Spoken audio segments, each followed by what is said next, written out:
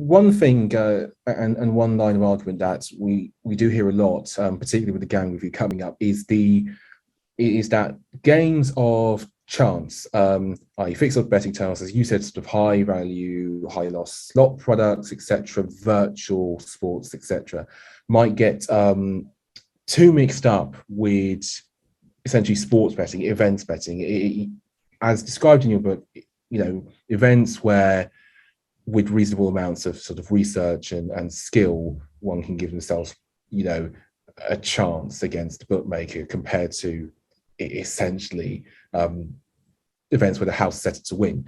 Do you think, and do you see the worries of operators that one product might be lumped in too much with the other, and as such, you'll get an incorrect view of the industry, or sort of hammers to sledgehammers to crack nuts, essentially, with all that? Yeah, I can understand that. I mean, I don't think that the biggest companies in the industry can complain too much about that. And if you're looking for people to blame, my first port of call would be Entain, William Hill, Flutter, because these are the guys who are bringing people in through football, because that's the national game and millions of people are interested in it, and then cross-selling them casino products. So, if anyone in the industry is going to turn around and say, look, it's unfair, we're being lumped in with these people, well, where did that start? It started with large corporations who don't necessarily have any real interest in horse racing or football or sport at all. They're run by, what's known as C-suite executives, right? The chief executive, the chief finance officer, the chief marketing officer, whatever it is.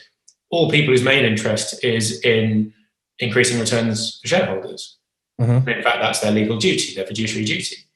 So, I think that needs to be a conversation that's had within the industry more than it is without. And it's also one, I think, it's a distinction that I think will be well understood by the people who are making these decisions. I know, particularly on social media like Twitter, you've got 280 characters to express yourself.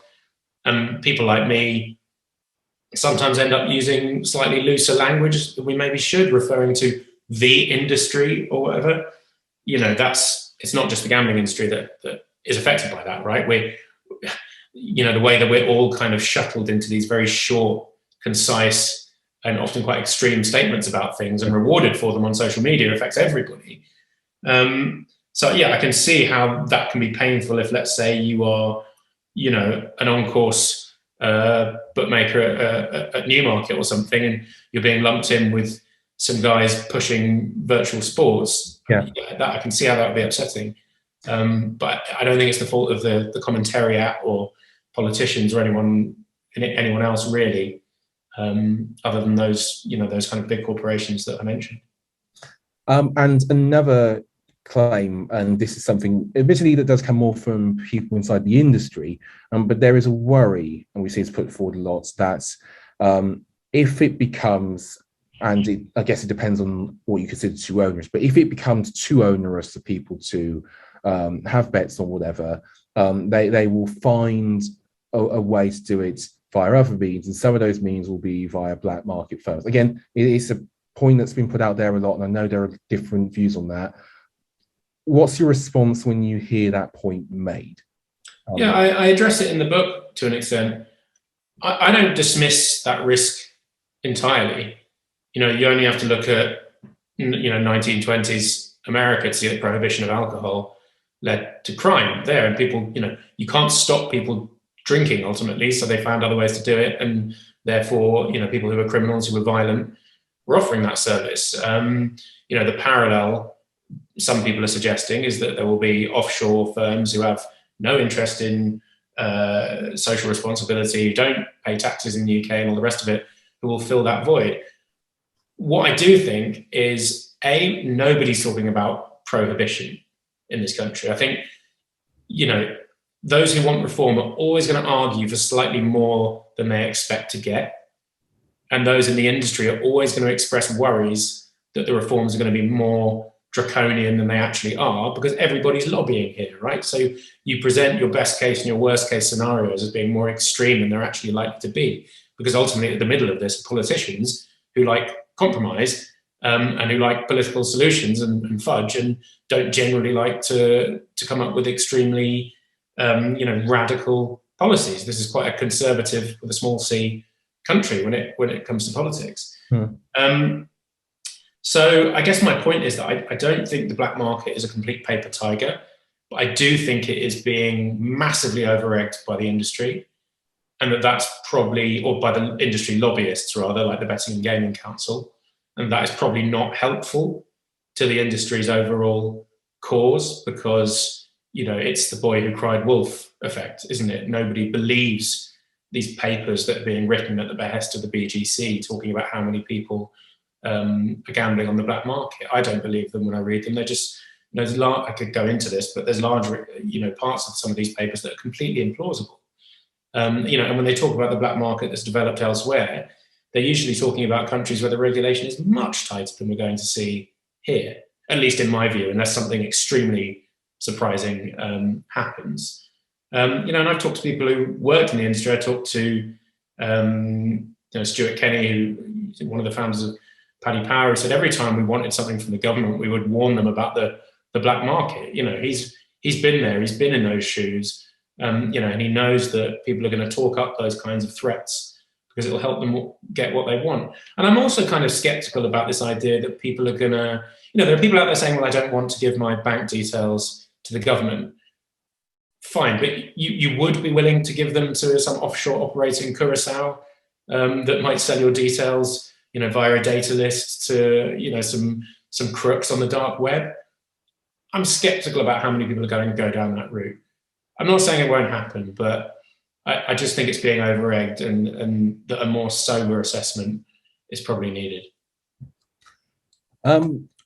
Just moving on to the subject of your book, you've been a business reporter for quite a long while, and you've written on the gambling industry for a long time. Do you see yourself writing more books down the line, possibly on this or other subjects? Yeah, I've thought about that a lot, because I'd like to do it again. I'd like to do it better this time. I'm not saying my book is bad, but once you've done something for the first time, you learn about how you might have gone about it differently. I think the other thing is I wrote it during successive lockdowns while living in a flat because my house was having work done on it. Working in a tiny flat, restricted from going anywhere, writing from my toddler's bedroom, it's pretty onerous. And I know there are people out there who are sort of saying, oh, you're trying to profit from the gambling industry. Believe me, or from, gambling addiction and writing about that. Believe me, if you want to make money, writing a non-fiction book is not a good way to spend your time in order to do that. Yeah, I've thought about it. I did think for a while whether it might be interesting to write a book about Denise Coates and the Coates family and Bet365.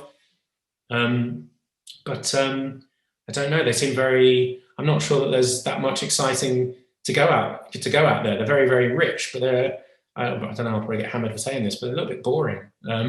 So I don't know whether I would ever do that, but they're certainly interesting people to an extent. Whether it warrants a book, I'm not quite so sure.